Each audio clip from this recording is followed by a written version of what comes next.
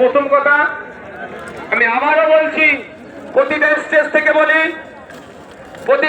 থেকে বলছি, আজকেও বলছি, আপনার ছেলে মেয়েগুলোকে উচ্চশিক্ষায় শিক্ষিত করুন।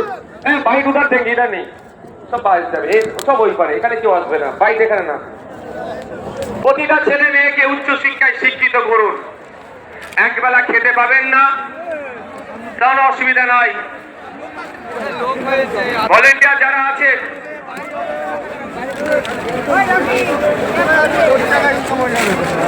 উচ্চশিক্ষায় শিক্ষিত করুন। দ্বিতীয় কথা, ভাই শুনো না, এর মধ্যে কোনো ইন্টারভিউ দেবো না দাদা। দ্বিতীয় কথা, রাজনৈতিক সৌজন্যতা বজায় রাখবেন। রাজনীতির জন্য মারামারি হানাহানিতে জড়াবেন না। তৃতীয় কথা, ল অ্যান্ড অর্ডার হাতে তুলে নেবেন না। ল অ্যান্ড অর্ডার সিচুয়েশন কি লেখো, এই কাজ করবেন না। প্রশাসনকে আপনারা সহযোগিতা করবেন। আমি একটা কথা বলবো, আপনারা কি শুনতে প্রস্তুত আছেন? হাত তোলো তো যারা শুনবেন। একটা চ্যালেঞ্জ এখান থেকে দিয়ে রাখছি, তৃণমূলের বন্ধুরা আইএসএফ এর সাথে রাজনৈতিক ভাবে পেরে উঠতে পারছে না। আইএসএফ এর বিশ্বনেতা শামসুল আলী মল্লিক, তাপস দা, নাসিরউদ্দিন মির্জা থেকে শুরু করে, লক্ষ্মীকান্ত হাসদা থেকে শুরু করে, কুতুব ভাই থেকে শুরু করে, আনজামি বেলারি থেকে শুরু করে, সামিদা থেকে শুরু করে, যে নেতৃত্ব আছে এবং বুথ লেভেল পর্যন্ত যে নেতৃত্বরা আছে, তাদের সাথে যুক্তি করতে পেরে উঠতে পারছে না। তারা বলছে যে ভোট কেটে রেখে বিজেপি সুবিধা হবে। আজকের এই শহীদ মিনার ময়দান থেকে তৃণমূলের সুপ্রিমোকে চ্যালেঞ্জ দিচ্ছি, একটা এগ্রিমেন্ট হোক, যে এগ্রিমেন্টে আইএসএফের প্রতিষ্ঠাতা সই করবে আর তৃণমূলের প্রতিষ্ঠাতা সম্মানীয় মাননীয় মমতা ব্যানার্জি সই করবে। সেখানে আব্বাস ভাইজান লিখবেন, আইএসএফ যেখানে যেখানে প্রার্থী দেবে, ভোট কেটে যদি বিজেপি আসে তার দায়ভার আইএসএফ নেবে, তৃণমূল যা শাস্তি দেবে মাথা পেতে মেনে নেবে।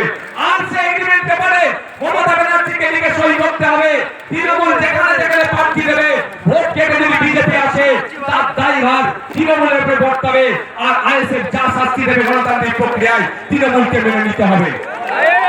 এই চ্যালেঞ্জটা আজকে শহীদ মিনার ময়দান থেকে দিয়ে রাখলাম। তাহলে বোঝা যাবে বিজেপিকে আটকানোর জন্য কে তারা ভোট ভোটে এসে এগিয়ে এসে লড়াই করছে। আমরা আদর্শগত বিজেপি এবং আরএসএস এর বিরুদ্ধে আমাদের পূর্বেকার বক্তা শ্রদ্ধেয় সম্মানীয় বাবা সাহেব আম্বেদকরের নাতি যে কথা বলেছেন, একদম আমরা আদর্শগত ভাবে বিজেপি আরএসএস এর বিরুদ্ধে গণতান্ত্রিক প্রক্রিয়া আমরা লড়াই সংগ্রাম জারি রাখবো। কিন্তু বাংলাতে এই বিজেপিকে যারা জায়গা করে দিচ্ছে, যেই তৃণমূল ফ্রন্টে এসে লড়াই করছে, তাদের বিরুদ্ধেও কোনো অংশে লড়াই জারি কম আমরা রাখবো না। ধন্যবাদ সকলকে। আস্তে আস্তে বিদায় নিয়ে আপনারা অনুরোধ করবো, যেভাবে শৃঙ্খলার সাথে আপনারা এসেছেন একইভাবে শৃঙ্খলার সাথে আপনারা যাবেন। প্রশাসনের বন্ধুরা আপনাদেরকে যেভাবে আসার পথে সহযোগিতা করেছে, যাওয়ার পথে ট্রাফিক থেকে সমস্ত বিষয়ে সহযোগিতা করবে, তাদের দেখানো ট্রাফিক যারা তারা মেনটেন করছে যেভাবে, সেই রকম ভাবে আপনারা যাবেন।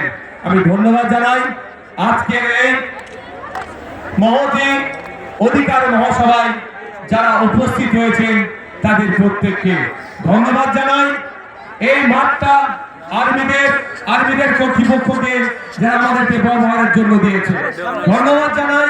কলকাতা পুলিশের রাজ্য প্রশাসনকে যারা আমাদেরকে তারা ল অ্যান্ড অর্ডার যারা দেখে তারা আমাদেরকে সহযোগিতা করেছে ধন্যবাদ জানাই।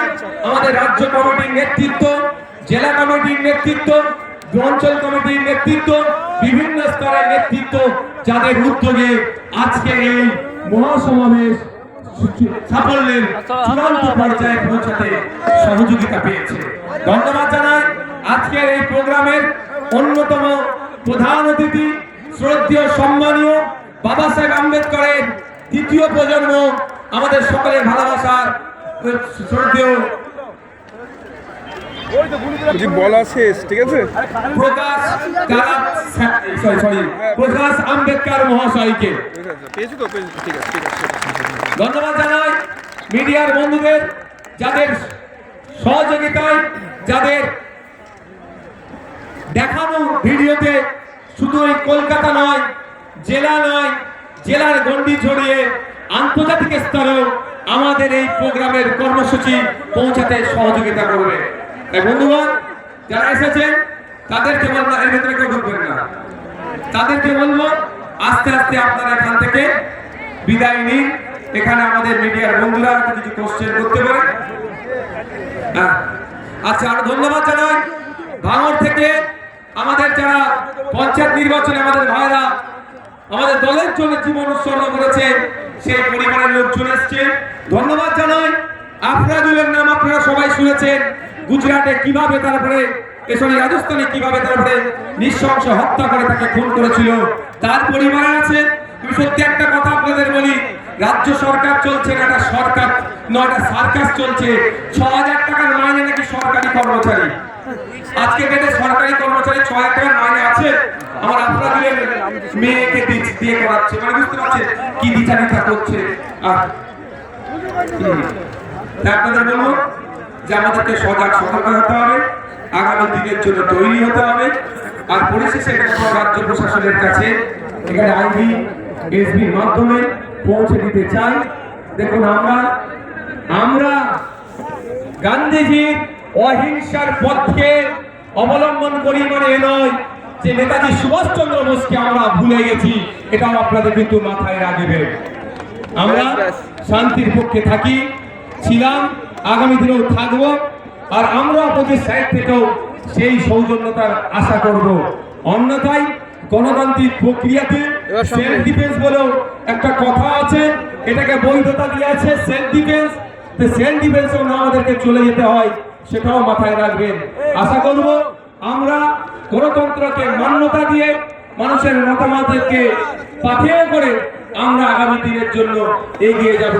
সকলকে ধন্যবাদ জানিয়ে আমি আমার বক্তব্য শেষ করছি।